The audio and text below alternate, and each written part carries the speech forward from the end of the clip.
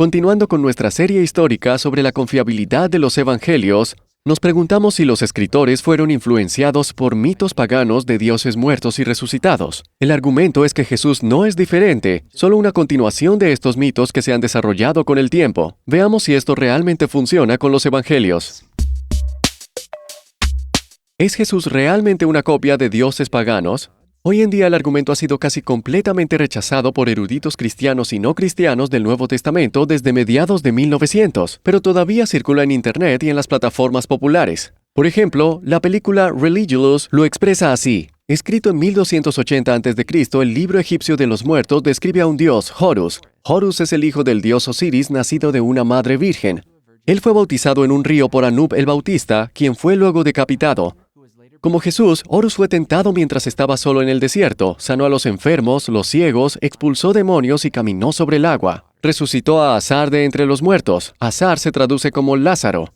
Sí, también tuvo 12 discípulos. Y sí, Horus fue crucificado primero y después de 3 días, 2 mujeres anunciaron que Horus el Salvador había resucitado. A pesar de las aparentes similitudes entre Jesús y los dioses anteriores de la mitología pagana, la teoría de que Jesús fue copiado de la mitología pagana es problemática por muchas razones. Primero, si te detienes y verificas los detalles de estos dioses paganos, encontrarás que muchos de ellos son completamente inventados o tan violentamente distorsionados para parecerse a Jesús que no ofrecen evidencia convincente.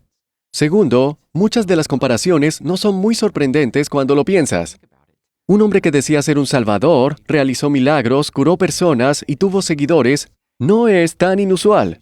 Incluso las historias de dioses que mueren y resucitan no son tan sorprendentes de encontrar en la historia. La gente en la antigüedad estaba profundamente interesada en los ciclos de vida y muerte, probablemente por el ciclo de vegetación anual, donde las plantas crecían, morían y volvían a crecer. Sus dioses antiguos también morían y resucitarían de manera similar, repitiendo el proceso cada año.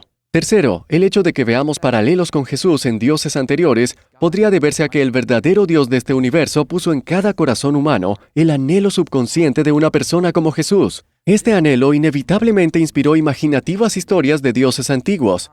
Pero todo sucedió de verdad en la vida de Jesús. Así el argumento a favor o en contra de Jesús podría ir en cualquier dirección dependiendo de la perspectiva cristiana o no cristiana que tengamos. Cuarto, estas comparaciones a menudo ignoran lo que es profundamente único en el mensaje cristiano. Osiris, por ejemplo, aunque levantado por Isis, no regresó en un cuerpo resucitado, sino que se convirtió en rey del inframundo. Aunque antiguas religiones antes de Jesús hablaban de la salvación, no se parece en nada a la visión cristiana de la salvación. No hay énfasis en la doctrina, que es toda la base de la enseñanza cristiana, sin énfasis en la gracia ni el perdón. No hay declaración pública de una real resurrección corporal. La muerte de los dioses no fue sacrificial ni voluntaria. Estas son diferencias muy significativas. Quinto, el argumento de que Jesús es una copia de los dioses anteriores adolece de lo que se llamaría la falacia genética. No se cumple que un evento esté influenciado por un evento anterior. Por ejemplo, nunca dirías que el alunizaje de 1969 fue falso porque el Star Trek original salió 3 años antes. Es una coincidencia interesante ver que una historia imaginaria de viaje espacial tiene lugar antes de que Neil Armstrong caminara sobre la Luna, pero estas historias no tienen ninguna relación.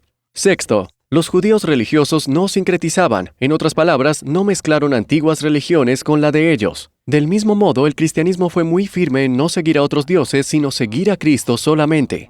Sabiendo cómo esta gente pensaba acerca de religiones paganas, es prácticamente imposible imaginar que la vida entera de Jesús habría sido ensamblada a través de retazos de todos estos otros dioses. Séptimo, muchos de estos detalles sobre los dioses paganos a menudo provienen de escritos posteriores a Jesús, incluso si estos dioses provienen de escritos anteriores a la época de Jesús. Lo que esto significa es que la vida de Jesús pudo haber influido en las enseñanzas de Horus, Osiris u otros dioses paganos, y no al contrario.